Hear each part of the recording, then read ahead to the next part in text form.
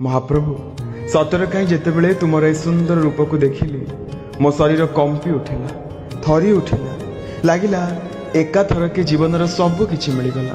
शुणी तुमे कुआडे कलार जादूगर या कौन सतरे किछि जादू थिला ना मो भक्ति और विश्वास प्रतिफलन।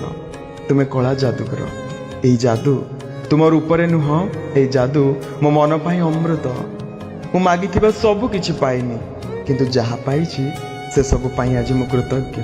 हे महाप्रभु मु तुम दर्शन रे नुह तुमर अनुभूति रे बंचुची दूर रे थाई भी तुम कुहर पाखरे भेटुची।